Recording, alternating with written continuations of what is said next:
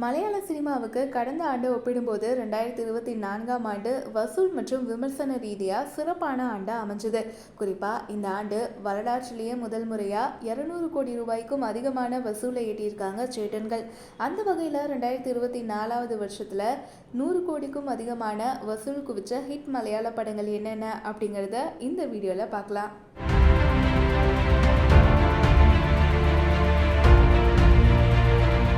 இந்த பட்டியலில் முதல்ல இருக்கிறது மஞ்சுமல் பாய்ஸ் திரைப்படம். 20 கோடி ரூபாய் பட்ஜெட்டை வச்சு 200 கோடி ரூபாய்க்கும் அதிகமான வசூலை குவிக்கிறதுக்கு எல்லை தாண்டிய ஆதரவு ரொம்பவே முக்கியம். அப்படியான ஒரு ஆதரவு கருத்தை சுபாஷா குடியில் சிக்கியிருந்த மலையாள சினிமாவுக்கு கூட்டனாக இருந்து கை கொடுத்தவங்க தமிழ் சினிமா ரசிகர்கள். இளையராஜா இசையில் குணா பாடலை இந்த படத்தில் வெயிட் செய்யறதுக்காக கூட்டமாக தியேட்டர் நோக்கி போனாங்க. அதனோட விளைவு படம் மொத்தமாக 240 கோடி ரூபாயை வசூல் செஞ்சது. சிதம்பரம் இயக்கிய இந்த படத்துல சௌபின் ஷாயி, ஸ்ரீநாத் பாசி உள்ளிட்ட பலர் நடிச்சிருந்தாங்க. இந்த படத்துக்கு சுஷின் ஷாம் மியூசிக் பண்ணியிருந்தாரு. இந்த லிஸ்ட்ல நம்ம அடுத்து பார்க்க இருக்கக்கூடிய படம் ஆடு ஜீவிதம். பாலைவன வெயில் சூட்டுல உடல் மெலிஞ்சு வறண்ட உதட்டோட உயிரை பிடிச்சு நடப்பவனுடைய நடைய பின்தொடரக்கூடிய கதையை அவார்ட் ஃபிலிம் அப்படின்னு புறம் தள்ளாம மக்கள் ரொம்பவே ரசிச்சு பார்த்தாங்க.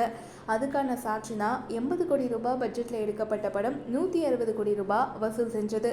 உண்மை கதை, ரஹ்மானுடைய பெரியோனே பாடல், பிருத்திவிராஜுடைய அர்ப்பணிப்பு, இது எல்லாமே இந்த படத்துடைய பலம். வேலைக்காக வளைகுடா நாடுகளுக்கு செல்லும் கேரளத்தவர்களுக்கு இந்த படம் ரொம்பவே கனெக்ட் ஆச்சு. பிளஸ்ஸியுடைய பொறுமையான திரைக்கதை வழிகளை சுமந்தது. இந்த ஆண்டுடைய 2வது அதிக வசூல் ஈட்டிய படமா ஆடு ஜீவிதம் அமைஞ்சிருக்கு. அடுத்த படம் ஆவேசம். ஜித்து மாதவனுக்கு தொட்டதெல்லாம் ஹிட்டு. கடந்த வருஷம் ரோமாஞ்சம் அப்படின்னா இந்த வருஷம் ஆவேசம். ஃபஹத் ஃபாசிலுடைய அட்டகாசமான நடிப்பும் 70% காமெடியும் 30% சென்டிமெண்ட்டும் கலந்த ஜாலியான படமாக ரசிகர்களை ஈர்த்தது ஆவேசம். இப்படியான ஸ்கிரிப்டை படமாக்கி அதை மக்களை ரசிக்க வைக்கக்கூடிய உத்தியில் தேர்ந்தவர் ஜித்து மாதவன். அவருக்கு தூணா அமைஞ்சவர் ஃபகத். 30 கோடி ரூபாய் பட்ஜெட்டில் எடுக்கப்பட்ட இந்த படம் 150 கோடி ரூபாய்க்கும் அதிகமான வசூல் அடிச்சது. அடுத்த படம் பிரேமலு. 2K கிட்ஸ் உடைய காதல் கதை. வழக்கமான ராம்காம் ஜானர் தான். ஆனால் திரைக்கதையில் இருந்த அந்த மேஜிக் பார்வையாளர்களை ஈர்க்க 130 கோடிக்கும் அதிகமான வசூல் கிடைச்சது. ஆனால் படம் எடுக்கப்பட்டது என்னவோ 10 கோடி ரூபாய் பட்ஜெட்டில் தான். இந்த பட்ஜெட்டை ஃபகத், திலேஷ் போத்தன், ஷியாம் புஷ்கரன் பகிர்ந்து முதலீடு செஞ்சு லாபம் பார்த்தாங்க. பெரிய அளவில் பரிச்சயம் இல்லாத விடலை பருவ நடிகர்கள் நஸ்லன், மமிதா பைஜுவுடைய தேர்ந்த நடிப்பு, இதெல்லாமே இந்த படத்துக்கு கை கொடுத்தது அப்படின்னே சொல்லலாம். அடுத்த படம் ஏஆர்எம்.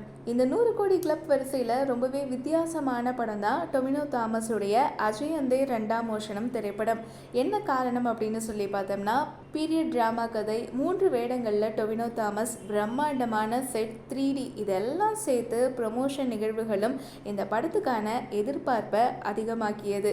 எதிர்பார்த்ததை ஏமாத்தாமல் 100 கோடி ரூபாய் வசூலும் செஞ்சது. இந்த 5 மலையாள படங்களுமே பெரிய எதிர்பார்ப்புகள் எதுவுமே இல்லாமல் அதிகமான வசூல் செஞ்சது அப்படிங்கிற விஷயத்தை நாம நோட் பண்ணணும். இதுல 4 படங்களுடைய முக்கிய கதைக்களம் கேரள நிலத்தை தாண்டியது அப்படிங்கிறது கவனிக்கணும்.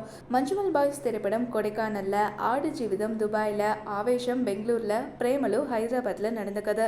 சொந்த நிலத்துடைய வேரை பிடிச்சு கதை சொன்னவங்க இந்த வருஷம் கொஞ்சம் நகர்ந்து வெவ்வேறு நிலங்களுக்கு பயணப்பட்டு வசூலை ஈட்டியிருக்காங்க நம்ம சேட்டன்கள். இந்த படங்கள்ல உங்களுக்கு பிடிச்ச படம் என்ன அப்படிங்கறத கமெண்ட்ல எங்க கூட ஷேர் பண்ணுங்க.